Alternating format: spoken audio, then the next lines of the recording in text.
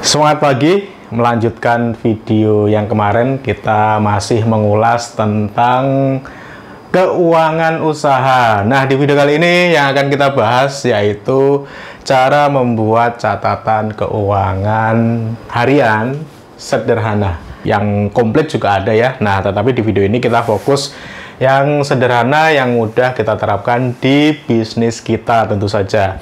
Nah, kenapa sih kita harus punya catatan keuangan harian? Yang pertama, bisa memantau arus kas harian. Kalau kita punya usaha, maka mau tidak mau salah satu yang harus kita pantau, yang harus kita cek harian gitu ya, ya transaksinya, arus kasnya. Apakah ini bisnis benar-benar bisa menghasilkan uang yang baik, terus pemasukannya dari mana saja, pengeluarannya kemana saja. Nah, itu bisa kita pantau setiap hari kalau kita punya catatan keuangan harian. Berikutnya, kita bisa menghindari kebocoran keuangan. Karena kita ngerti setiap hari uang masuk dari mana, uang keluar dari mana, terus nanti kita cek lagi dari aktivitas arus kas ini sebetulnya uang itu digunakan untuk kegiatan apa saja. Jangan-jangan uang usaha kita nih justru lebih banyak penggunaannya untuk kepentingan pribadi. Nah, di sini kita bisa ngecek sebagian besar keuangan kita digunakan untuk apa. Nah, kalau memang keuangan kita digunakan tidak pada tempatnya, maka kita bisa menghindari kebocoran-kebocoran tersebut agar bisnis kita memang ke depan punya cadangan modal yang cukup sehingga bisa mengembangkan bisnis ke depannya. Terus, yang ketiga, pentingnya adalah membantu perencanaan keuangan usaha kita. Jadi kalau kita punya catatan arus kas hariannya beres, tidak ada kebocoran keuangan, maka ke depan kita bisa memproyeksikan bulan ini transaksinya sekian, arus kasnya seperti ini, nilainya positif, keuntungannya banyak. Ke depan kita bisa mempunyai rencana untuk mengembangkan bisnis lebih besar lagi tentunya. Nah, berkaitan masih dengan ini, maka berikutnya pentingnya kita punya catatan keuangan harian adalah kita bisa menjadikannya sebagai pertimbangan ketika kita memutuskan sesuatu di bisnis kita. Misal kita mau buka cabang lagi, misal kita mau mengembangkan item produk atau inovasi produk dan sebagainya. Karena basicnya adalah data dari catatan ini. Karena catatan ini kita nilai misalnya itu baik, maka kita bisa memutuskan nih ke depan mau dibawa kemana. Berikutnya adalah komponen catatan keuangan harian. Apa saja yang harusnya ada di catatan harian ini? Yang pertama, sebenarnya kita buat simple. Kalau sobat atau kawan-kawan pengen yang lebih kompleks, sobat bisa pakai yang acuannya akuntansi. Di sini saya buatkan yang konsep yang paling sederhana yang bisa kita gunakan setiap hari. Poinnya adalah kita membiasakan mencatat keuangan kita. Makanya saya kasih komponen yang paling sederhana. Yang pertama tentunya komponennya adalah pemasukan. Nah, pemasukan di sini ini bisa yang pertama dari penjualan produk tentu saja karena kita bisnis menjual produk. Yang kedua, kawan-kawan juga bisa memasukkan pendapatan lain-lain. Contoh pendapatan lain-lain itu, kalau misalnya kawan-kawan ini bisnis kerajinan, selain jual produk kerajinannya, kawan-kawan juga bisa menjual misalnya paket pelatihan kerajinan atau misalnya paket peralatan yang dibutuhkan untuk membuat kerajinan. Nah, ini bisa masuk ke pendapatan lain-lain atau tambahan. Tapi ingat, di sini ini masih ada kaitannya dengan bisnis ya. Bukan produk yang dia lepas dari bisnis kita. Jadi, pendapatan tambahan ini atau pendapatan lain-lain ini masih ada sangkut pautnya dengan bisnis yang sedang kita kerjakan. Terus komponen yang kedua di catatan keuangan harian, tadi ada pemasukan, maka ada pengeluarannya. Nah, pengeluaran di sini memuat apa saja? Yang pertama tentu dari bahan baku, misalnya beli bahan baku untuk proses produksi.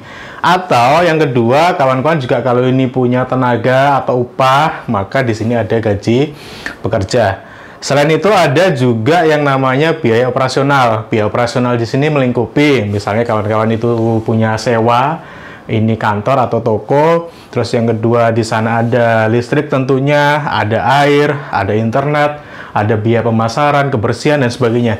Ini masuknya ke biaya operasional. Nah, ketiganya ini masuknya di komponen pengeluaran. Nah, yang ketiga komponennya adalah saldo akhir. Nah, saldo akhir ini rumusnya sederhana, pemasukannya berapa dikurang pengeluaran. Nah, ini konsep simple dari catatan keuangan harian. Kalau kita buat tabelnya, kira-kira bentuknya seperti ini. Yang pertama ini ada nomornya, kedua ada tanggal transaksinya, ketiga ada akun. Nah, ini akun kenapa saya sisipkan di sini? Karena target di video ini kami pengen kawan-kawan mulai membiasakan mencatat. Nah, kenapa harus ada akun? Ini ke depan kalau kita sudah biasa nyatet keuangan kita, maka kita bisa mengelompokkan setiap transaksi. Nah, makanya di akun ini ada nomor-nomornya. Biar kita bisa mengelompokkan transaksi-transaksi yang masih dengan nomor yang sama di satu buku besar tersendiri. Tapi itu di tahap berikutnya. Ini khusus ini kawan-kawan bisa membuat nomor akun sendiri, tidak harus sama dengan ini. Tetapi sebetulnya kalau kita pelajari dalam akuntansi, ini ada nomor-nomornya. Nah, kawan-kawan bisa mengacu itu atau buat sendiri. Intinya di akun ini fungsinya untuk mengelompokkan transaksi yang jenisnya sama. Kolom berikutnya ada transaksinya apa, terus di sini ada pemasukan, kolom berikutnya ada pengeluaran, terus kolom terakhir ada saldo, masih berapa. Nah, ini saya contohkan nih transaksinya, ada 5 transaksi. Namun kalau misalnya nih kawan-kawan sudah berjalan usahanya, tentu biasanya di sini ada saldo awal bulan atau saldo terakhir yang kita miliki.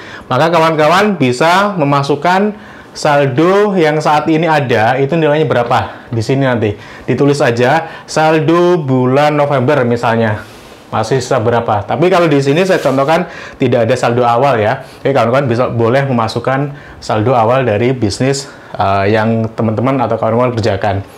Nah, contohnya yang pertama di tanggal 1 bulan 12, akunnya adalah 401. Transaksinya uang diterima dari jual kaos 50 kaos. Per kaosnya di harga 75.000. Nah, ini karena dia menjual maka ada pemasukan. Kita tulis di sini senilai 3.750.000. Maka saldonya jadi berapa? Saldonya jadi 3.750.000 karena saldo awalnya kosong, tidak ada. Tapi kalau kawan-kawan di sini ada saldo awal, maka saldo awal ditambah dengan hasil penjualannya.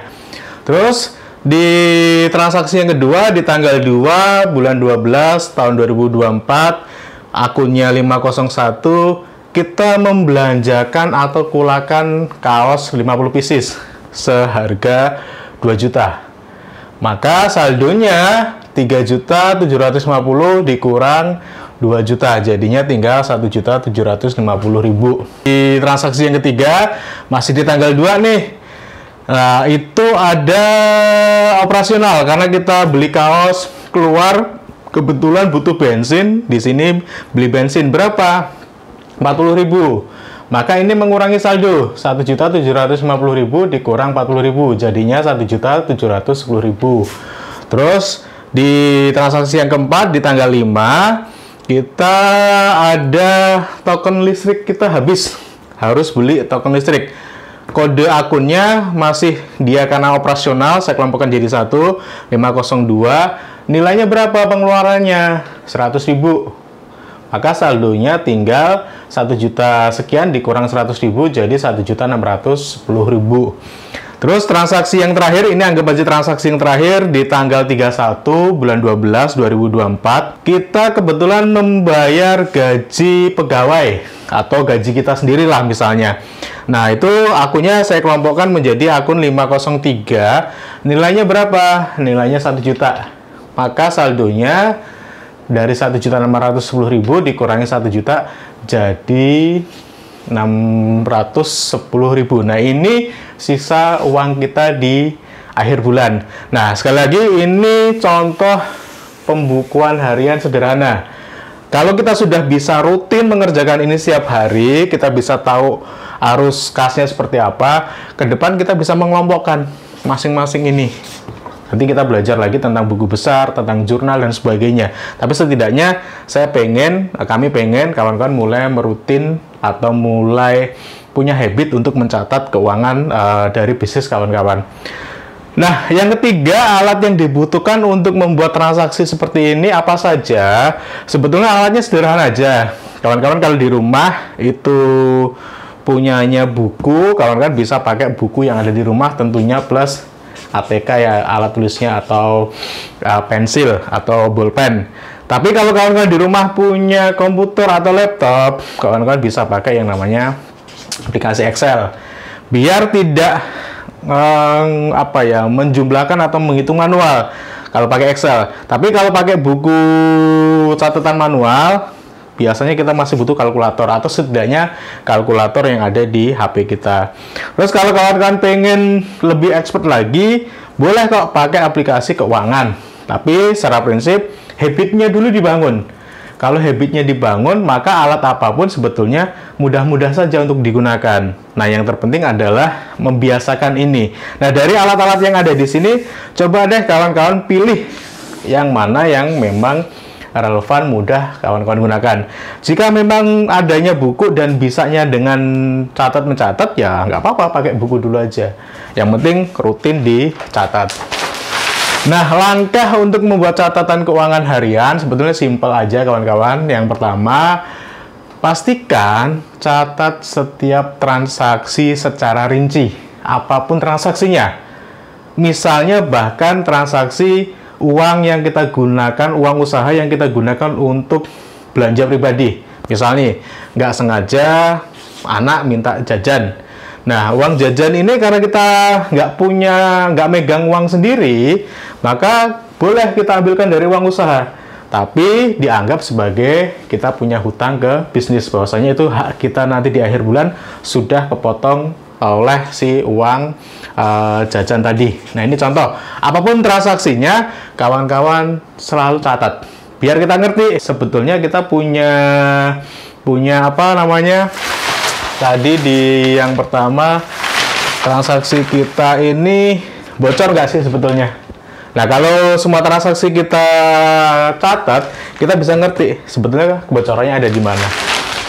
Nah, berikutnya yang kedua, mulai pisahkan keuangan pribadi dan keuangan usaha. Nah, kalau soal pentingnya memisahkan, saya sudah buat videonya, silahkan ditonton di video sebelum ini. Nah, prinsipnya ini penting agar benar-benar uang kita ini kepisah antara pribadi dan usaha.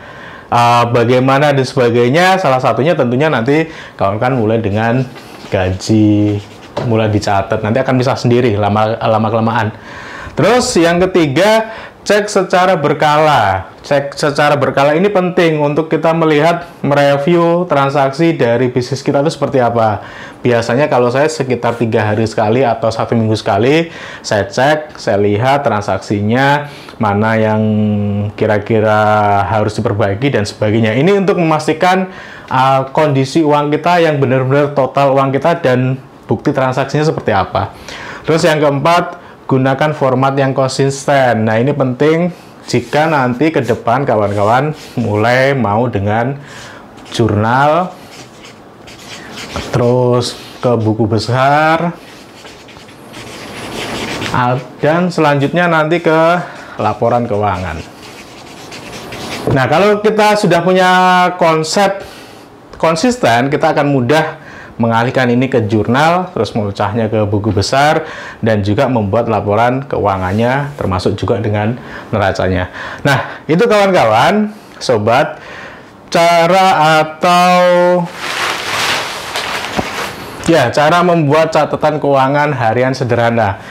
Yang terpenting habitnya dulu kita biasakan. Kalau sudah terbiasa, maka ke depan kita bisa menguliknya lebih lanjut.